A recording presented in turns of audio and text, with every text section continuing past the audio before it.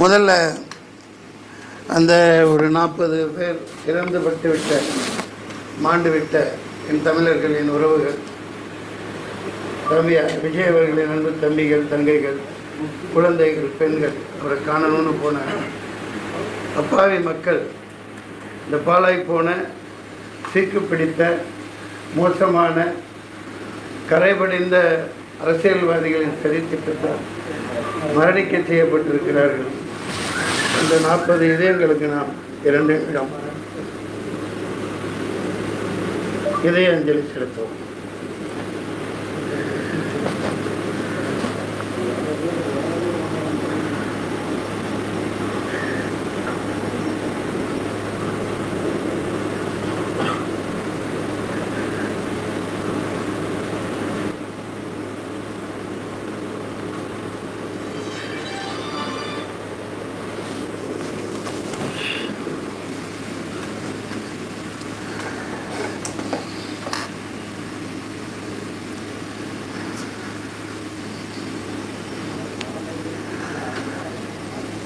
எனக்கு பேசுவதற்கு ஒன்றும் இல்லை.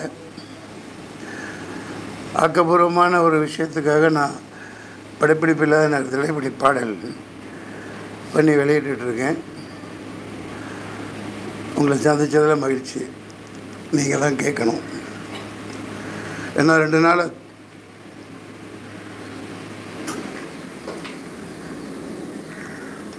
தூக்கம் இல்லை. எப்படி தூங்க முடியும்? சொந்த ஊர் கரூர், பள்ளப்பட்டி. நான் வளர்ந்த ஊர். என் வீடு இன்னமும் பள்ளப்பட்டியில் தான் இருக்குது. அந்த பகுதி மக்கள் இவ்வளோ பெரிய பாவம். அந்த சாகையில், அந்த மரணிக்கையில் அவங்க எவ்வளோ வேதனையில் அனுபவிச்சிருப்பாங்க. கத்தியில் குத்திருக்காங்க, அடிச்சிருக்காங்க, கீழே தள்ளியிருக்காங்க, பள்ளம் வெட்டப்பட்டு உள்ளே தள்ளி விடப்பட்டு இருக்காங்க, மிதிப்பட்டு எவ்வளோ துடிச்சு செத்துருப்பாங்கங்கிறத யோசிச்சு பாருங்கள். நம்ம நாட்டில் இப்படியெல்லாம் நடக்குதுங்கையில் எனக்கு ரொம்ப அவமானமாக இருக்குது. வேறு எனக்கு ஒன்றும் சொல்கிறதுக்கு இல்லை. நீங்கள் ஏதாவது கேள்விகள் இருந்தால் கேளுங்க. சார், இந்த கரூர் சம்பவத்தில் வந்து 41 பேர் பலியாக இருக்காங்க. 41 பேர் ஆகிட்டாங்களா? இதை வந்து நிறைய பேர் அரசியல் ஆக்குறாங்கன்னு சொல்கிறாங்க.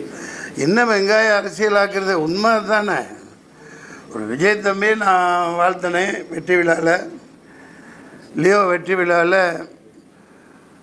The only one alternative. நாளைய தமிழகத்தின் நாளைய தீர்ப்புன்னு சொன்னேன். முதல் படத்திலிருந்து நான் 10 படம் நடிச்சிருக்கேன் அவர் கூட. அவரோட வளர்ச்சி பிடிக்காமல் அவரை எதுக்கணுன்னா, நீ கொள்கை ரீதியாக எதிர் கூட்டம் போட்டு அவருக்கு பதில் சொல்லு. பேச தெரியலன்னு சொல்கிறியா சொல்லு. உன்னை மாதிரி கொட்டை போட்டு தின்னு பழம் தின்னு கொட்டை போட்ட தொடர்ந்து இந்த நாட்டை நாசமாக்கிக்கிட்டு இருக்கிற உங்களை எதிர்த்து ஒரு ஆள் வர்றான் பேசுகிறான் அப்படின்னா உங்களுக்கு பிடிக்கலைன்னா கொள்கை ரீதியாக எதிருங்க. 4 கூட்டங்கள் மேல் நடந்திருக்கு. நானும் பார்த்துக்கிட்டு தான் இருக்கோம். 4 லட்சம் 5 லட்சம் இப்படி மக்கள் கூடுறாங்க. அப்படி கூடையில் போன வாரம் கூட சொல்லியிருக்கார். அதில் தான் பார்க்குறேன் காணொலியில். நாங்கள் என்ன கேட்குறோம், உங்கள்கிட்ட ஒரு பெரிய இடமா கொடுங்க, மக்கள் நின்று சந்தோஷமாக பார்த்துட்டு கேட்டுட்டு போகட்டும். வேறு ஒன்றும் கேட்கலையே உங்கள்கிட்ட. அது ஒரு காரணத்தோடு நீங்கள் செய்ய மாட்டேங்கிறீங்கன்னு இந்த நிகழ்ச்சி முன்கூட்டியே சொல்லியிருக்குது அந்த தம்பி. உண்மையாக இல்லையா? அப்புறம் அரசியல் ஆக்குறாங்க அப்படின்னா என்ன? கேவலமான கேடுகட்ட அயோக்கியத்தனமான அரசியல் தானே. சொந்த மக்களை அப்படி காவு கொடுக்கலாமா? சொந்த மக்களை, சொந்த ஊர்க்காரங்களை காவு கொடுத்துட்டு நல்ல வேஷம் போட்டுட்ருக்காங்க. இதுக்கு ஒன்றும் இதுக்கு மேலே என்ன சொல்கிறதுன்னு தெரியல. வேறு எந்த தாலிகைகள் ஐயா? சார், யார் வந்தாலும் வந்து அரசியலுக்கு வந்தால் கோமாளியாக தான் ஆக்குறாங்க. அது எக்ஸாம்பிள் விஜயகாந்த், சீமான், ரஜினி வந்தாரு போயிட்டாரு, கமல் வந்து அந்த பக்கம் போயிட்டாரு. யார் தான் அரசியலுக்கு வரணும்? அதை நீங்கள் தான் சொல்லணும். மக்கள் இப்போ சொல்லுவாங்க, 6 மாதத்தில் சொல்லுவாங்க யார் வரணுங்கிறத மக்கள் தீர்மானிப்பாங்க. நீங்கள் சொல்கிறது உண்மை தான். சில பேர்கள் சொன்னீங்க, அவங்க கோமாளித்தனமாக நடந்துக்கிட்டாங்க, நம்மளை கோமாளி ஆக்கிட்டாங்க. சில பேர் முடியாமல் கோமாளியாக இருப்பதே நல்லதுன்னு ஒதுங்கிட்டாங்க. பல ஜாம்பவான்களை விலை கொடுத்து வாங்கிட்டாங்க. ஒரு மிகப்பெரிய திமிங்கலமாக முதலையாக அடக்க ஆள் இல்லைன்ற மாதிரி போய்கிட்டு இருக்காங்க. இது ரொம்ப நாளைக்கு இந்த பருப்பு வேகாது. 6 மாதத்தில் மக்கள் இதுக்கான தீர்ப்பை தருவாங்க. அது அந்த பாடல்களில் தான் சொல்லியிருக்கேன். ஏழை எளியவர் வரணும், குடியானவன் வரணும், தொகுதி மக்களுக்கு என்ன தேவையோ அதை இந்த தமிழ்நாட்டை உய்விக்கிறதுக்கு யார் தேவையோ அவங்க வரணும், ஏழை எளியவர்களை காக்கிறவன் வரணும்.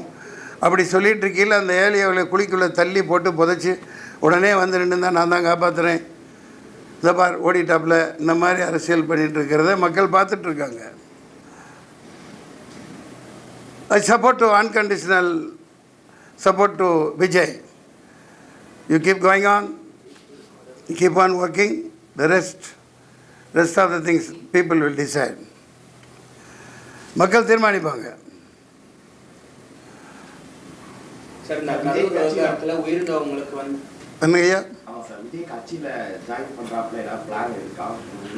என்ன மடத்தனமாக பேசிகிட்டு இருக்கிறீங்க? நான் வளர்த்து விடப்பட்ட தம்பி, நான் தான் இப்போ பேசிகிட்டு இருக்கேன்ல, என்ன கேட்குறீங்க? என்ன பண்ணுறது? இதை சப்போர்ட் ஒட்டுமொத்த மக்களே சப்போர்ட் இருக்குல்ல, அப்புறம் நான் என்ன பண்ணுறது? சொல்லு தம்பி. சார், இந்த கரூர் விவகாரத்தில் 41 பேர் விழுந்திருக்காங்க. அவங்க மரணம் தொடர்பாக நீதிபதி தலைமையில் வந்து ஒரு தனி நீதிபதி தலைமையில் விசாரணை அமைச்சிருக்காங்க, அருணா ஜெயசன் தலைமையில். அதெல்லாம் ஒரு வெங்காயம் உரிக்காது, அதெல்லாம் ஒரு வெங்காயம் உரிக்கப்படாது. இதெல்லாம் ஏமாத்து வேலை, கண்கட்டு வேலை.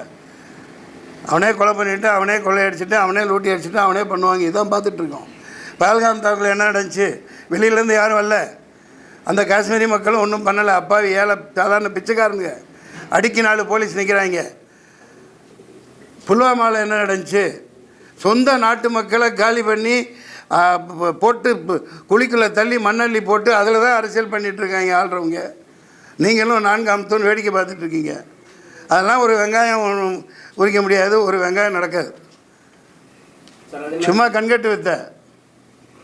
இந்த பிரச்சாரத்தில் வந்து போலீஸ் வந்து முறையாக பாதுகாப்பு கொடுக்கல. யார் கையில் போலீஸ் இருக்குது? முதல்ல பாதுகாப்பு 28 கண்டிஷன் போடுறீங்களா இல்லையாப்பா? நீங்கள் ஒரு மாநாடு நடத்த கூட்டத்துக்கு 28 கண்டிஷன் கேட்டு போடுறாங்களா இல்லையா? எந்த கட்சிக்காவது போட்டாங்களா? எந்த கட்சிக்காவது போட்டாங்களா இது வரைக்கும்? அதே மாதிரி 28,000 போலீஸ் 2,000 போலீஸ் அங்கே நிற்கணும்ல, அதே முட்டுச்சந்தையில் கொடுத்துருக்கீங்க. என்ன மாதிரி ஆள் அங்கே இருந்திருந்தான்னு வைங்க, அந்த இடத்துல நான் இருந்திருந்தான்னு நடந்திருக்கிறதே வேறு. 99 இப்படி தான் நான் நின்று தேனியில் பயங்கர கலவரத்தை உண்டாக்குனாங்க. ஜீப்பை கவுத்து விட்டாங்க, கரும்பு காட்டுக்கு தீ வச்சுட்டாங்க. இறங்கி குதித்து ஓடி போய் ஆளுகளோட ஜீப்பை நிப்பாட்டி வச்சேன், கலெக்டர் ஜீப்பு. அடுத்து அதை அணைக்க சொல்லி சண்டை விட்டு மைக்கை பிடிச்சி ஒரு சத்தம் போட்டேன். நடக்கிறது வேறு. என்ன போலீஸ் எங்கேருந்து வந்தானு என்னன்னு தெரியல, கட்டுக்குள்ளே கொண்டாந்தாங்க. கொஞ்சம் தவறி இருந்தால் அந்த விஜயத்தை ஆணையம் போட்டு குழிக்குள்ளே தள்ளி மூடி சமாப்தம் ஜனகனை பாடியிருப்பாங்க. இது அரசியலா? கேவலமாக இல்லை? அயோக்கியத்தன அரசியல் பண்ணிகிட்ருக்காங்க, ஏமாற்றிட்டுருக்கீங்க.